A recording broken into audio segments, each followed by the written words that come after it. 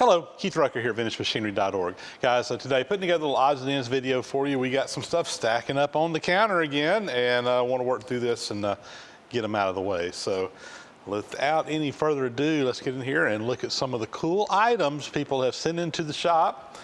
Viewer mail, viewer gifts, some purchases, etc. New things for the shop. Let's get in here and show you. So up first, I got this little crate in the mail the other day, and inside, wow, we got us a nice collection of tooling for the horizontal milling machine. Now, the viewer that sent this in did ask to remain anonymous, so I'm not going to spill his name or anything like that. But he did tell me that he basically acquired a bunch of this stuff from a local school that was just getting rid of it.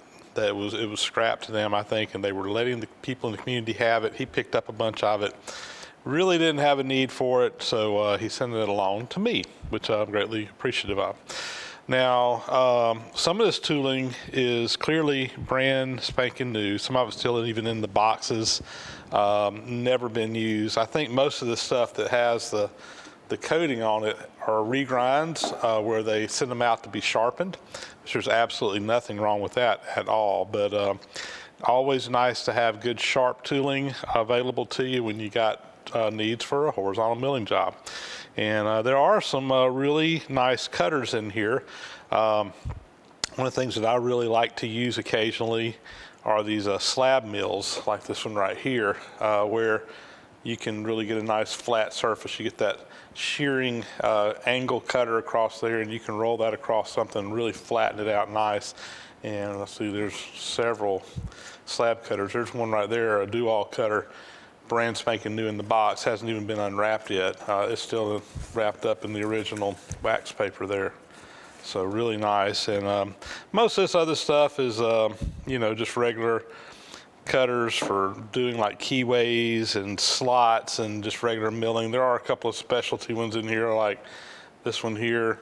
That's for putting a little bead on something. Looks like about a, I don't know, 3/16 inch radius or something there, or diameter rather. Anyway, there's some, that cutter there is very similar to the one we used to put the serration teeth in the vice jaws. This just comes down to a sharp point. Those are half angle ones like dovetail cutters. So anyway, nice collection here of miscellaneous tooling for the milling machine, and I'll put it over in my tooling cabinet. And when the need arises, it's always nice to have this stuff. And to my anonymous viewer who sent this in, thank you very much. I greatly appreciate it. About a month or so ago, I had the guys from up in Warner Robins come down that were with the Air Force Museum, that we helped them with making the little part for the B-17 bomber. I did a little video on that. You guys might remember it. If not, you can go back and take a look at it. But while they were down, they brought along a couple of gifts, and this comes from Russ Boone, that was one of the two gentlemen that came down. And first off, this really cool oiler here.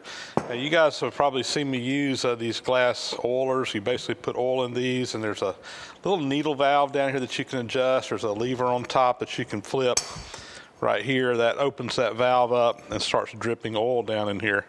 And typically they just go to a single line and oil a single point. This one is kind of unique in that it has 5 different places that oil can go out to. So the oil drips down into here. There's a manifold that goes across, and there's actually those screws back here where you can then adjust the drip in each one of these lines individually, and then that goes out to, again, 5 different oiling points. So kind of a cool item there. And I have no idea what we'll use it for, but I'd be willing to bet you that gets used somewhere along the way. That's all brass and glass. It's just absolutely beautiful when you get them polished up, and they're really handy for lubricating old pieces of equipment and what have you. And second thing they brought along was this nice book here, Steam, This Generation Use, is by Babcock and Wilcox, who made boilers back in the day. And really good technical book here, all kinds of information on steam, very technical stuff, but like I have said a million times, guys, it's nice to have this kind of reference stuff when you're working on things. And I have up at the house in my office a whole library full of old books like this that people are just throwing out because they think it's obsolete information. But for someone like me that likes to work on old stuff, being able to go and pull up some of the original literature and technical information is always invaluable. So anyway, very, very cool. And to Russ, thank you very much for bringing that along. And we'll put it up, have it when we need it. Up next here, really, really cool item, I think. And this comes from Jason Upshaw. Jason is actually a local friend of mine I've known for quite a long time. He was a classmate of my wife in high school, and him and his dad have a local business here in Tifton, T&S Electric, where they actually run a motor shop, and they rebuild motors and rewind motors and do all kinds of stuff. I have utilized their services many, many times over the years. And like I said, just a good friend of the family. I've known him as long as my wife and I have been married. But he brought by this thing here. He said they were cleaning out the shop a couple of weeks ago and stumbled across this and thought I might find it neat, and I do. So what is it? In this little leather pouch, when you open it up, inside is this really, really cool sound meter. Now, whoops, this would have been used to determine the sound levels coming out of something, basically measuring in decibels how loud something was. I'm sure they probably used it in the motor shop to measure motors at one point in time, or at least that was the potential, although it doesn't really look like it's been used. It does have a built-in microphone, or you can, I guess, put some microphone in there as an input and output. I'm not sure exactly what that is, but if I were to read the instructions that came with it, I'd probably know. And down here at the bottom, it just reads in decibels, and you got where you can turn this dial here, and I think that's for calibration. That's what it says on here. Anyway, really cool item. I need to read up on it, and just something that's really neat. It's got a little AC adapter that plugs into the back here, or I think you can run it off of batteries. If you open it up, there's a place to put batteries on the inside. So anyway, just kind of neat to have a vintage piece of electronics like that. We may try this thing out at some point in time and just see how it works and what have you. I think it's interesting that, you know, it wasn't that long ago to do something like this. You had to have a little dedicated, you know, piece of equipment. There's no telling what this thing would have cost new back in the day, and now just about everybody has an app on their phone that does the exact same thing that this does. Technology has really come into play here in recent years. But cool item, and Jason, thanks for thinking of me and bringing it by. I'm gonna put this thing up, but I think I might play around with it a little bit. It'll be kind of cool to see what it'll do to measure sound decibels with an old vintage piece of electronics. Thank you, sir. Next item here comes from Andy Zulin out in Sutter Creek, California. Been there. Actually been to Sutter Creek, out California. Been to Sutter's Mill too. Anyway, I digress. What he sent along was a manual for a General Electric Alco diesel electric locomotive. It's dated 1944. So really cool piece. He said he found this in a thrift store locally. 380 horsepower, 44-ton diesel electric railroad locomotive. And let's see, there's a picture here. That's the locomotive that this manual is for. It's the old Atchison, Topeka, and Santa Fe Railroad there, commonly referred to as Santa Fe, or now it's Burlington Northern Santa Fe, BNSF, Western Railroad. But I'm sure that they sold these to lots of different railroads. Anyway, we got the manual here that goes along with it, everything you could possibly need to know about that locomotive. And I'm sure that there are just tons of these things laying around everybody's looking for the manual for. Probably not, but I bet there are some survivors out there of that old locomotive. And what I will do is we will put this in the pile and get it scanned and put it up on the Vintage Machinery website. I think it deserves preservation, and we'll make a digital electronic copy of it where people can download it and look at it, just like we have over 10,000 other publications on all kinds of vintage machinery over at the VintageMachinery.org website. So there you go. Andy, thank you very much. I'm glad you, when you saw that, you recognized it was Jim, picked it up, and was kind enough to send it along to me. I love this kind of stuff. And I'll add this to my collection, and we'll share that with the world. Up next, got some items that were sent in to me by Dan Need up in Findlay, Ohio. And he sent along a couple of books related to steel. We got Steel Casting's Handbook here for casting steel. You know, that's something I have never done anything with. I've cast aluminum, brass, bronze, and iron, but never have I cast any steel. Tool Steel Simplified. This will be an interesting book, I'm sure. Anyway, all about that. And then the Pocket Companion from the Carnegie Steel Company.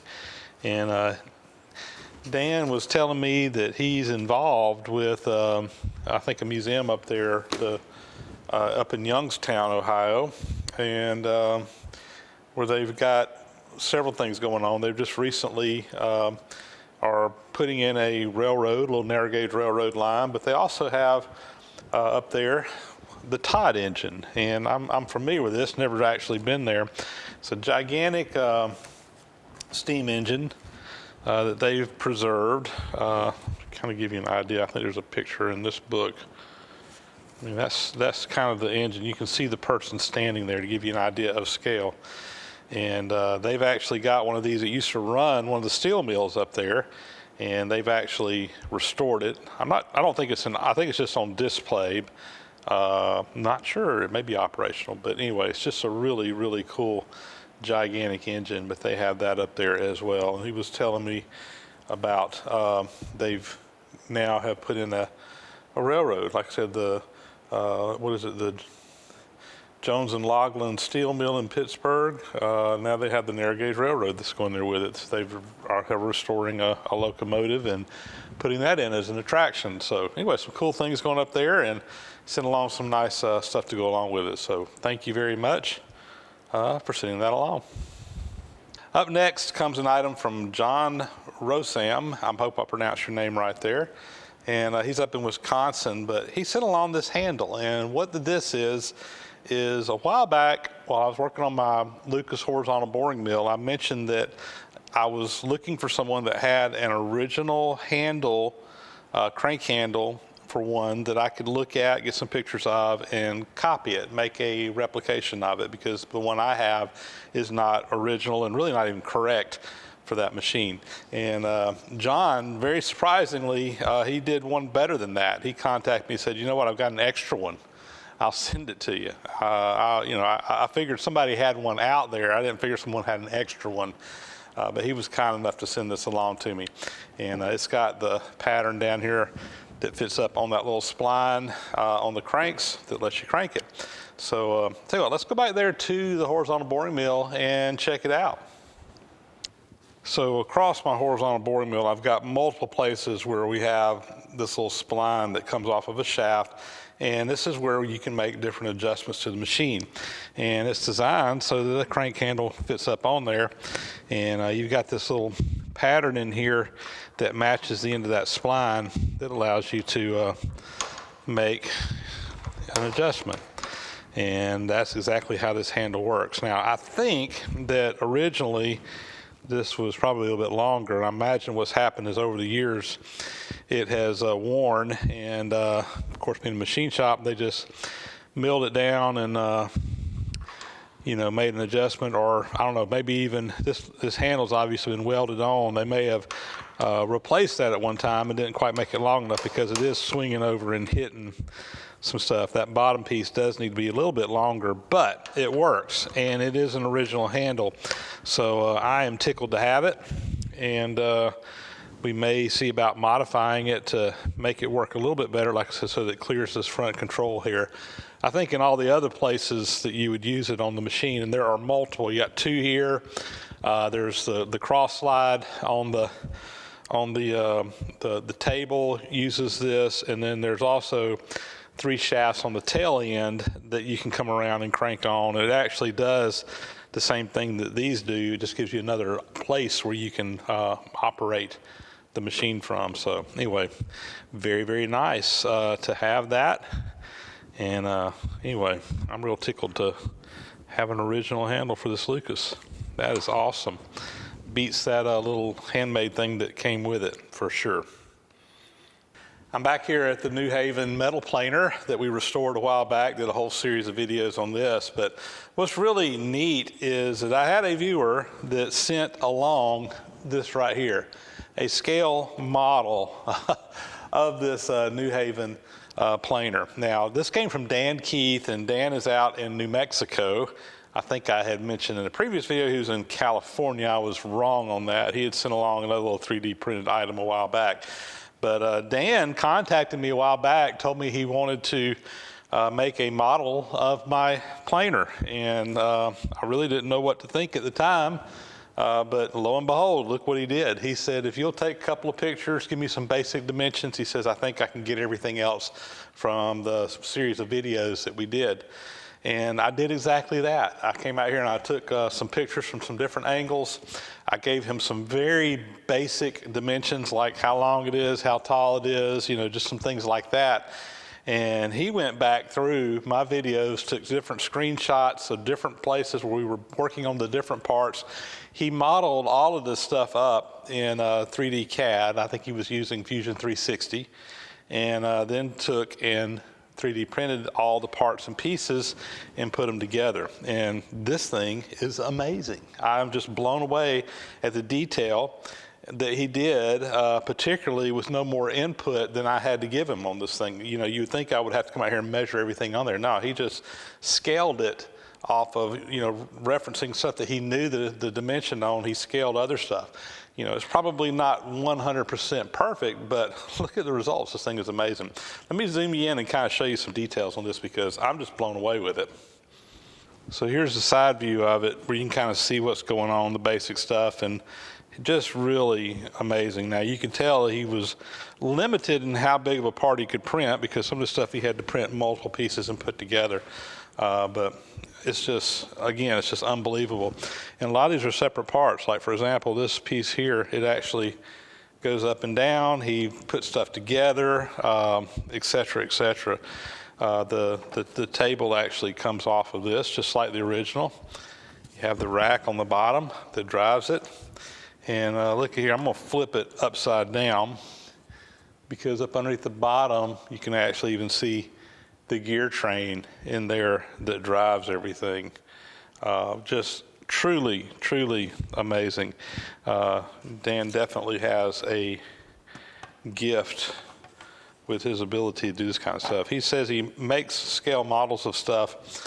He's actually done some stuff for some museums and stuff in the past. And he unfortunately is suffering from, I can't remember what it is, but some type of health issue that pretty much has him limited, where he just kind of has to stay seated. You know, he can work on the computer. His mind and stuff works great, but his body doesn't work, unfortunately. And this kind of stuff keeps him busy, keeps him occupied, and he just really loves doing it. And again, what an awesome, awesome job he did. So he did tell me that if anybody out there is interested in making one of these, that he is willing to share the files. And I don't have the stuff on that right now, but whenever I do, I will put that information down in the description of this video, and you guys may have to come back later on to find out, because like I said, I don't have that right now, but at some point in time when he can share that stuff, I'll put a link to wherever all that's at if anybody wants to go out and print one of these up for themselves. Really, really cool. So finally, last item here, got a whole pallet of really cool line shaft and motor stuff that came from a viewer out in the Washington State area. And I can't find his name, but he goes by Imperfect Sense over on Instagram, and that's where we did most of our conversing back and forth. But he had contacted me probably actually it's been a couple of months ago now, said that the Museum of Flight in Seattle had a bunch of line shaft stuff that they were getting rid of, and wanted to know if I had any interest in it. And I did. We pulled some stuff out that I thought I could use, and he was kind enough to put it all on a pallet. And we actually trucked it across the country. I paid to have it shipped. Really wasn't that expensive, a lot less expensive than I thought it would be, but sent along. So in this collection, we got some flat belt pulleys over here, different diameters and sizes. Those are always handy to have working with this whole flat belt stuff. And I always pick those up whenever I can. There's a big General Electric 10 horsepower motor right here. Another cool item that will look great on an old antique machine. I wish that I had had that motor a couple of months ago when I was replacing the 10 horsepower motor on my horizontal boring mill, because that would have been the motor that went on there. But now that I've got a motor on there running, I'm not really that anxious to swap it all out again. I'd have to probably get a different size pulley and stuff. I'm just probably going to leave it like it is. But anyway, this is a really, really nice GE motor that will again look great on the old machine. This might end up on the Jimmy DiResta bandsaw. I'm not sure yet. Jimmy really wants an old motor to power it with, and I've been kind of on the lookout. Really, this one's a little bit bigger than what we need for that bandsaw. Really, ideally, we'd like to have a 7.5 horsepower motor. But in a pinch, if we can, I think this would be a cool motor to go on the Jimmy DiResta bandsaw. If not, I'll save it and put it up. If anybody out there has an antique motor in decent shape, 7.5 horsepower, something that looks cool, shoot me a note, shoot me an email to this address down here below, and let me know. And Jimmy would be willing to pay someone a reasonable price for one, so we're kind of on the lookout for that. But anyway, I digress. This actually came with the motor mount back here that you can use to tighten the belts up. That was all mounted together originally. And anyway, just a nice collection of parts and pieces, and very much appreciate taking the time and the effort to put all this stuff on a pallet and send it to Georgia. Well, there you go. That's going to wrap up another episode of Odds and Ends. Hope you guys enjoyed that. Seeing some new stuff coming into the shop. Always fun and exciting to see the cool things that people are kind enough to send along and send my way, or share with me, or give me an opportunity to purchase, or whatever the case may be. Really, really enjoyed doing these, and I'm glad so many of you guys enjoyed as well. I hear from a lot of you guys out there that you really enjoy this format. Other people, I think, don't, but because there are such of you out there that do, I'm gonna keep doing these for the foreseeable future. But anyway, with that, guys, that's gonna be a wrap as always. Thank you so much for watching. Please do subscribe to my channel if you haven't already. Thumbs up, comments, again, greatly appreciated. Those thumbs up really help with the analytics, as do the comments. And hit the bell icon up there to get notification when new videos are posted. And as always, big, huge thank you to the supporters of the site, the guys who support on Patreon, and guys who send stuff into Odds and Ends, or anything else that anybody does to help me out around here. Thank you, thank you, thank you. We could not do it all without you. And with that, guys, that's going to be it. We'll catch you on the next video.